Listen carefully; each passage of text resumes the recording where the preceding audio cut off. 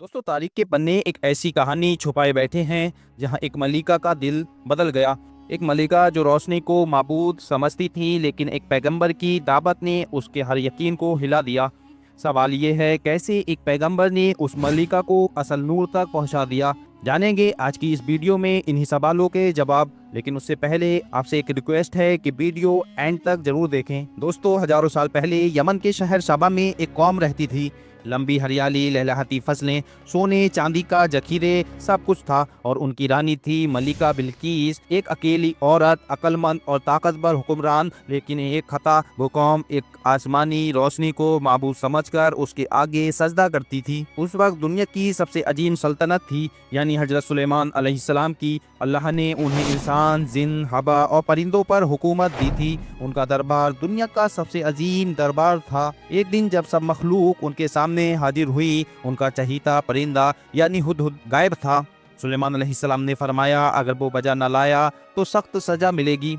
थोड़ी देर बाद हुदहुद वापस आया। उसने कहा, मौला, मैं एक ऐसे मुल्क से आया हूँ जहाँ लोग सूरज की इबादत करते हैं। वहाँ एक रानी है, मलिका बिल्किस, जिसकी कुर्सी जवाहरात से सजी हुई है और कौम दुनिया की सबसे दौलतमंद कौम है। सुलेमान अलैहिस्सलाम ने फरमाया, अगर तुम सच कह रहे हो तो ये पैगाम उस रानी तक पहुँचा दो। और हुदहुद एक खत लेकर गया। खत में लिखा था, ये पैगाम है सुलेमान इब्ने दाऊद की तरफ से, अल्लाह के बंदे की तरफ से। न सरकशी करो, न घमंड, इस्लाम कबूल करो और अल्लाह के बंदे बनकर मेरे पास आ जाओ। जब खत मलिका बिल्किस के पास पहुंचा, उसके दरबार में 300 सरदार बैठे थे।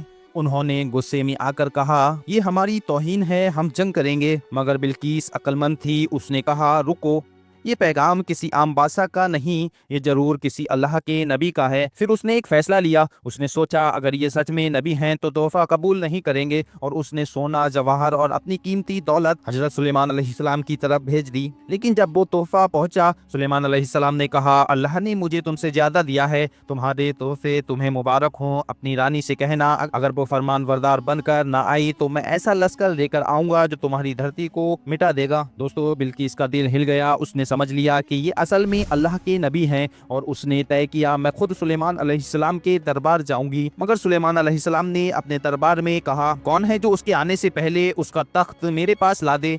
एक जिन बोला, मैं कुछ देर में ला दूंगा, जिसके पास इल्म उल किताब था। उसने कहा, मैं पलक झपकते ही उसका तख्त ला देता हूँ। और फौरन तख्त उनके सामने था। सुलेमान अलैहिस्सलाम ने कहा, ये मेरे रब की कुदरत है, वो मुझे आजमाता है कि मैं शुक्र करता हूँ या ना शुक्री। फिर तख्त को थोड़ा बदल दिया गया। जब बिल्किस पहुंची, सुलेमान अलैहिस्सलाम ने पूछा, क्या तुम्हारा तख्त ऐसा ही था? वो हैरान हो गई और बोली, हाँ, ये मेरा ही है। उस वक्त उसका दिल यकीन में ढलने लगा। और फिर सुलेमान अलैहिस्सलाम ने उसे एक कसर में बुलाया, जिसका फर्श शीशे का बना था। नीचे पानी बहता था, मछलियां तैर रही थीं। बिल्किस ने समझा पानी है और अपना लिबास उठा लिया। सुलेमान अलैहिस्सलाम मुस्कुराए और बोले, ये तो शीशे का फर्श है। बिल्किस शर्मिंदा हो गई और रोने लगी। उसने कहा, रब्बे आलम, मैं सूरज की इबादत करके अपने आप पर जुल्म करती रही। आज मैं सुलेमान अलैहिस्सलाम के साथ मिलकर सिर्फ अल्लाह रब्बुल आलमीन की इताअत करती हूँ। और यूं वो दौलतमंद रानी, जिसकी कौम सूरज के पीछे भटक रही थी, इस्लाम कबूल करके असल नूर तक पहुंच गई।